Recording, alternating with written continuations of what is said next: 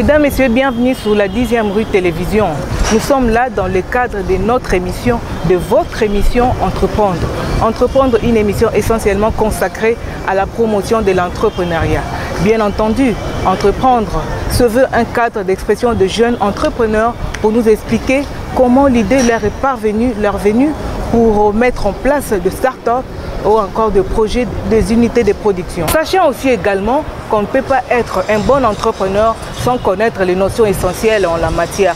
Voilà pourquoi de temps en temps, nous ferons appel à des spécialistes dans l'entrepreneuriat pour nous expliquer c'est quoi au fait l'entrepreneuriat, comment découvrir les talents qui sont cachés en nous, quels sont les préalables pour monter une bonne entreprise et comment découvrir une entreprise qui prospère. C'est cela autant de questions que nous allons poser à des spécialistes en la matière pour nous expliquer.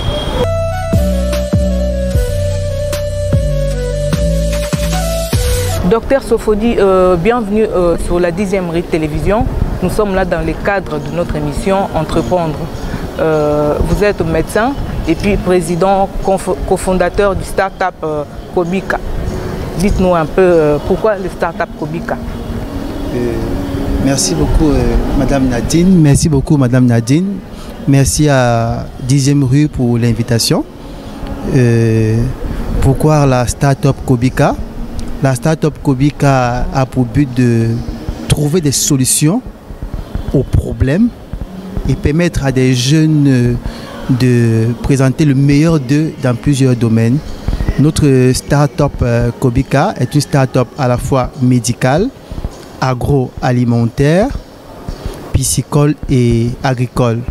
Nous permettons aussi à des jeunes leaders de travailler avec nous. Mais comment l'idée vous est parvenue? L'idée vous est parvenue comment pour mettre en place cette start-up?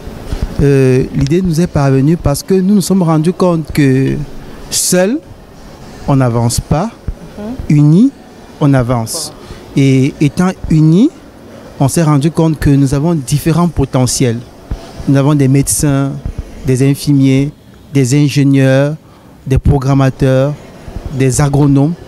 Alors c'est pour ça qu'on a décidé de donner le nom Startup Kobika. Kobika en lingala, chez nous en lingala, ça veut dire bien se sentir. Il faut bien se sentir dans tous les domaines de la vie. Quels sont les services que vous rendez au sein de votre start-up? Bien entendu. Oui, les différents services que nous rendons, comme je l'ai dit tout à l'heure, nous permettons à des personnes d'être consultées dans le volet médical à domicile. Nous organisons des campagnes de santé et de sensibilisation pour lutter contre le coronavirus, les maladies liées aux infections sexuellement transmissibles. Dans le domaine agroalimentaire, nous permettons à des jeunes femmes, des jeunes mères célibataires, de faire de la transformation agroalimentaire en faisant la transformation à base du manioc, la transformation des beignets de manioc, la transformation de la farine appelé autrement le tapioca de manioc qui est consommé. Nous permettons à des femmes de faire la transformation du piment avec l'huile de piment et la purée de piment. Donc, nous permettons aussi à des femmes de faire d'autres choses. Dans le domaine piscicole, nous avons décidé de mettre sur pied un système aquaponique en 2019. L'aquaponie basée sur des poissons, l'ingolo et des tomates. Ok, vous allez expliquer ça en long, large. Oui. Dites-nous, dans le domaine de la santé, vous avez mis en place un dessin animé pour lutter contre, une façon pour vous de vulgariser sur le coronavirus. C'est comment? Dites-nous un peu, c'est quoi concrètement? Oui, le dessin animé Haltin Hero, le dessin animé Hero Haltin Covid-19. Ça veut dire quoi? Hero Haltin Covid-19 parce que en français, ça veut dire les héros de la santé contre le coronavirus. C'est parce qu'on s'est rendu compte que les médecins sont la première ligne de défense contre le coronavirus. Alors ceci permettra à des médecins d'avoir des super pouvoirs à la sorte de Marvel TV, des super pouvoirs pour pouvoir lutter contre le coronavirus et pouvoir davantage sensibiliser, présenter l'importance de la vaccination volontaire pour une bonne immunité collective. Alors, il faudrait utiliser l'art, les dessins d'art. On dessine et on met en 3D. Et quand c'est mis en 3D, on fait du mouvement de l'image et puis on met du message. Déjà, après le succès de notre mentor et collaborateur Kaim Letenas en 2016, on s'est dit que maintenant, en 2021, on doit récidiver avec un autre succès. En dehors du concept KMB Letenas, on doit entrer dans le domaine médical. KMB Letenas, c'est votre produit? Non, ce n'est pas le nôtre, ce n'est pas notre produit, mais c'est un de nos mentors, un de nos aînés avec lequel on a beaucoup travaillé et il nous a beaucoup conseillé. Et vous avez prévu, vous voulez faire la vulgarisation contre le coronavirus à travers les dessins animés. Pourquoi avoir choisi les dessins animés? Pensez-vous que c'est un meilleur canal de sensibilisation? Il n'y avait pas d'autres moyens pour sensibiliser contre le coronavirus. Pourquoi avoir choisi le dessin animé? Oui, nous avons choisi le dessin animé parce que on veut d'abord vulgariser l'art, la culture et on sait que le peuple congolais, le peuple africain doit davantage s'abonner au digital. Notre dessin animé n'est pas seulement vidéo, il est aussi digital et numérique parce qu'on doit le numériser, le mettre sur des pages YouTube pour permettre à des jeunes de télécharger et de voir. Nous pensons qu'à base d'un dessin animé de quelques mégaoctets, les gens peuvent facilement télécharger sur YouTube, facilement télécharger sur notre page Startup Kobika Facebook et voir. Et avec le dessin animé, on peut davantage sensibiliser sur le coronavirus par des scripts très bien écrits et on peut aussi commercialiser le produit car c'est un produit qui est aussi une source de revenus. Côté économique de votre projet sur le dessin animé. Oui, ce côté économique permettra de créer de l'emploi. Ce côté économique permettra de vendre le produit dessin animé et permettra à des sponsors d'avoir un droit d'image dans des scripts. Des sponsors qui font dans le domaine alimentaire, le domaine laitier et consorts auront un tout petit droit. Des sponsors qui font dans le domaine de la télécommunication parce qu'avec la télécommunication, il est important de savoir qu'on peut payer les frais hospitaliers des malades par des cartes, par des codes. C'est un peu ça. Est-ce que vous avez déjà rendu public votre dessin animé? Non, nous ne l'avons pas encore rendu, public parce que nous sommes en train de faire sur plusieurs minutes. C'est un long métrage. C'est un long métrage qui prendra 20 à 30 minutes. Ça prend du temps de pouvoir dessiner toutes ces scènes et les mettre en mouvement. Nous sommes en train de les produire. Il y aura des extraits qu'on va présenter bientôt au grand peuple pour l'avant-première.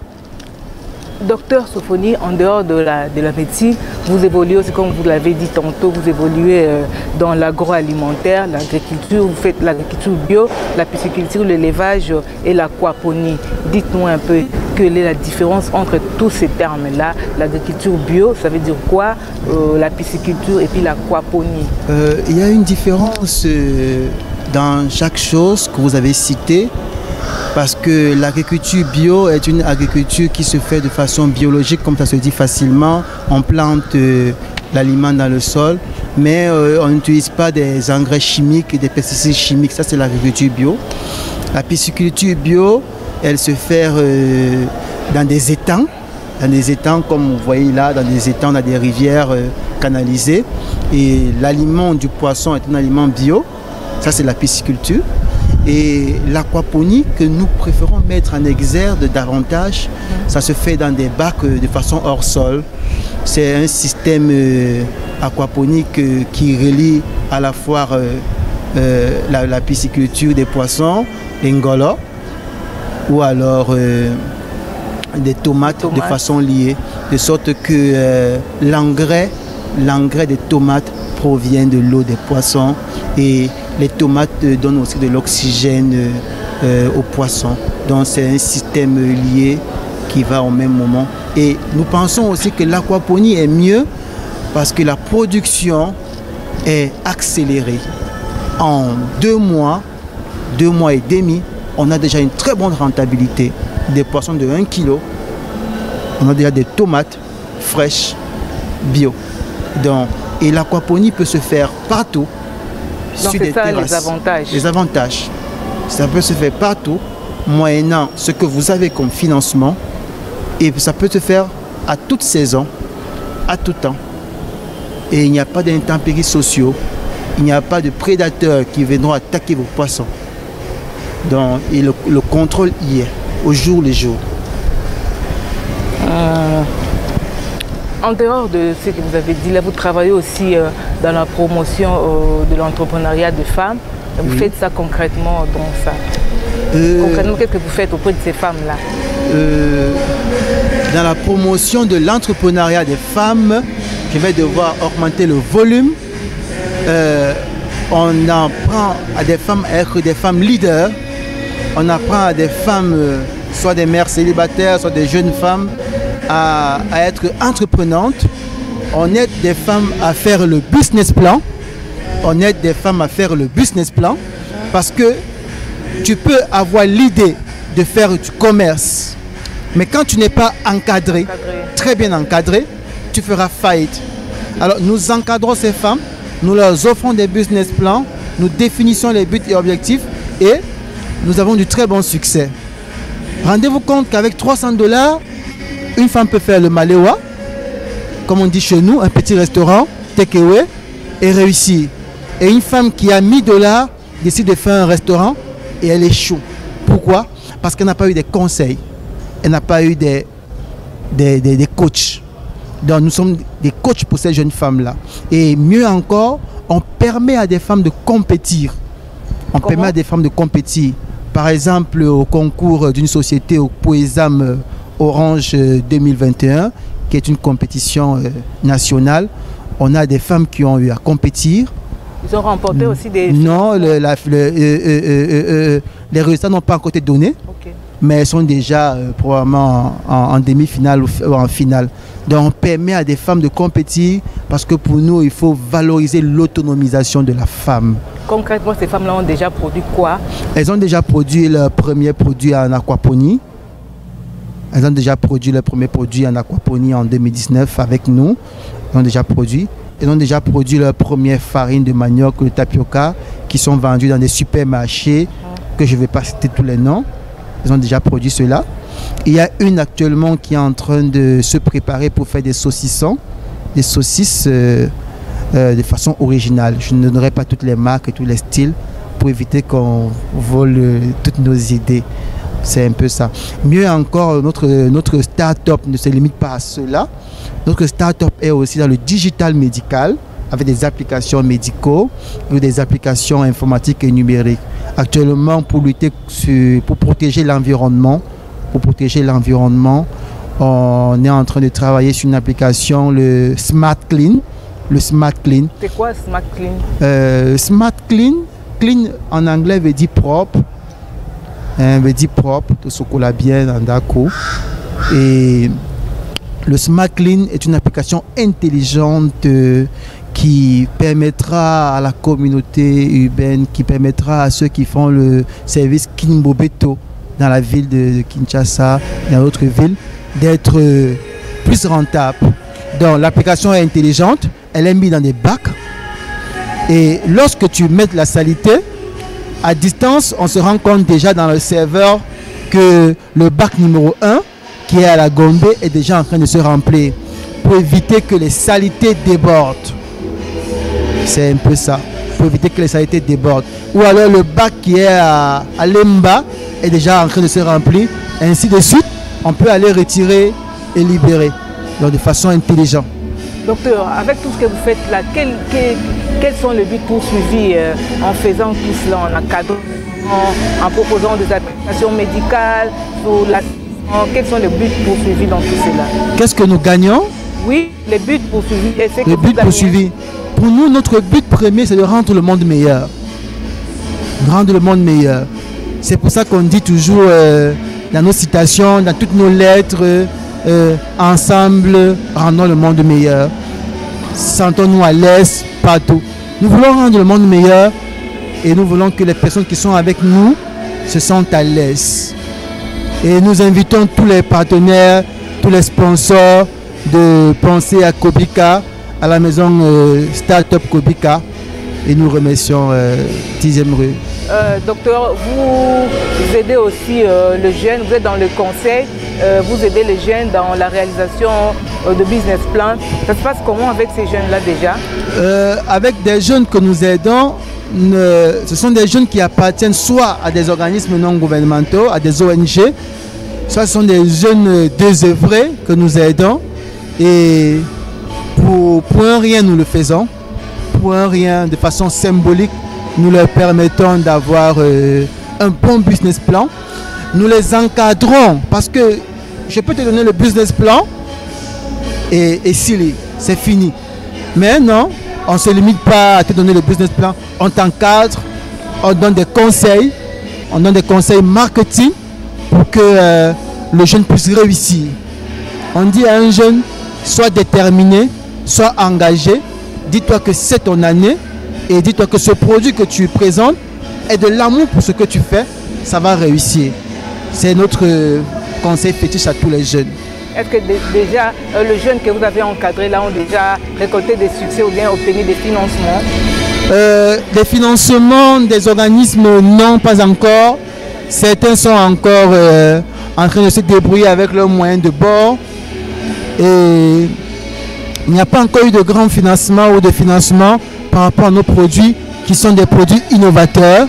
On n'a pas encore reçu de financement, mais on a déposé quand même des demandes, on a proposé des projets et on espère d'ici là, vous inviter sur les sites, vous inviter à la rencontre de nos jeunes pour que vous puissiez toucher du doigt, palper du doigt et rencontrer les jeunes que nous assistons.